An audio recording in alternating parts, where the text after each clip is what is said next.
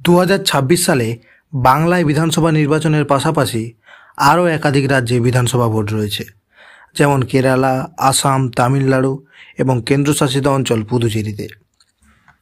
আজ আমরা আলোচনা করব আসন্ন কেরালা বিধানসভা নির্বাচন নিয়ে। পরপর দুবার বিপুল সংখ্যক জনসমর্থন নিয়ে মসনদে বসেছিল পিনারাই বিজয়নের সরকার। এবারে কি তারা তৃতীয়বারের মতন সরকার গড়ে ইতিহাস সৃষ্টি করতে চলেছে, নাকি মুখ থুবড়ে পড়তে পারে তার সরকার?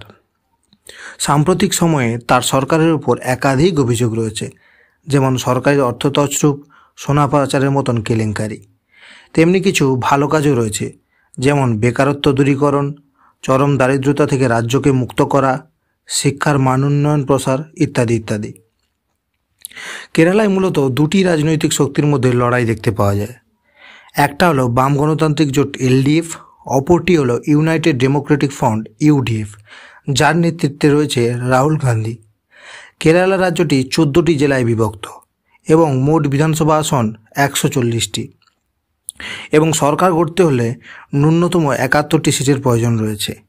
বিখ্যাত নির্বাচন সমীক্ষক সংস্থা সি ভোটারের সমীক্ষা অনুযায়ী কোন জোট কোন জেলা থেকে কত সংখ্যক সিট জিততে পারে তার একটি তালিকা আপনাদের সামনে তুলে ধরা হলো। তো চলুন শুরু করা যাক। প্রথমে আসি কেরালার ওয়েনাড জেলাতে। এখানে সর্বমোট 3টি আসন রয়েছে। এখান থেকে বাম জোট কোনো আসনই পাবে না এবং ইউডিএফ এখানে তিনটে জিততে চলেছে।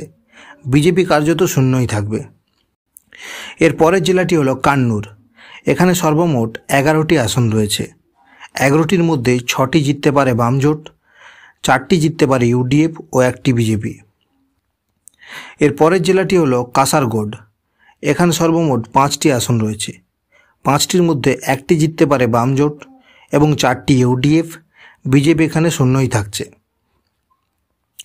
এর পরের জেলাটি হলো কোঝিকোড। এখানে সর্বমোট 13টি আসন রয়েছে। 13টির মধ্যে 6টি জিততে পারে বাম জোট এবং 7টি জিততে পারে ইউডিএফ, বিজেপি এখানে শূন্যই থাকছে। এর পরের জেলাটি হলো মালাপ্পুরম। এখানে সর্বমোট 16টি আসন রয়েছে। 16টির মধ্যে 3টিতে জিততে পারে বাম জোট এবং 12টিতে জিততে পারে ইউডিএফ ও 1টিতে বিজেপি জিততে পারে। এর পরের জেলাটি হলো পালাক্কাড। এখানে সর্বমোট 12টি আসন রয়েছে। 12টির মধ্যে 5টি জিততে পারে বাম জোট এবং 7টি জিততে পারে ইউডিএফ, বিজেপি এখানে শূন্যই থাকছে।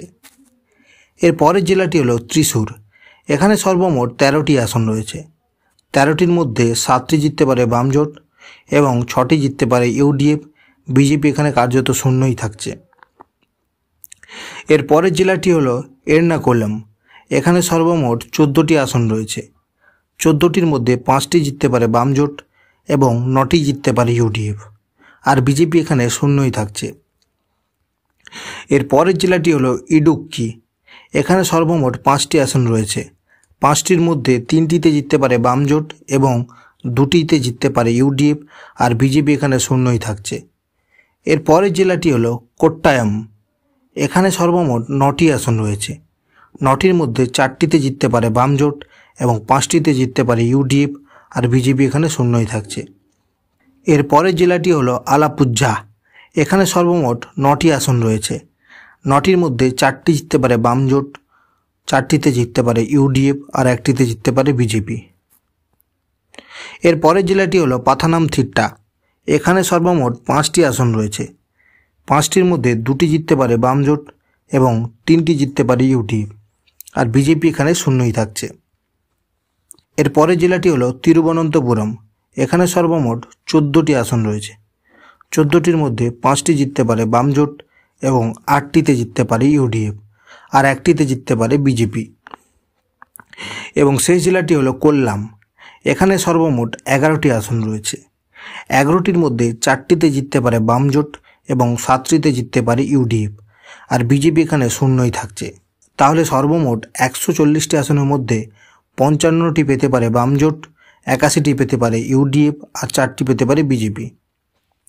সি ভোটারের এই সমীক্ষা অনুযায়ী স্পষ্টত দেখা যাচ্ছে যে কেরালায় বাম সরকারের পতন শুধুমাত্র সময়ের অপেক্ষা, আর বিপুল সংখ্যক জনসমর্থন নিয়ে ক্ষমতায় আসতে পারে কংগ্রেস। যাই হোক, ভোট হতে এখনও কয়েকটা মাস বাকি রয়েছে। রাজনীতি প্রতি মুহূর্তে বদলায়। কী হতে পারে সেটা শুধু সময়ের অপেক্ষা। সবাই ভালো থাকুন, সুস্থ থাকুন।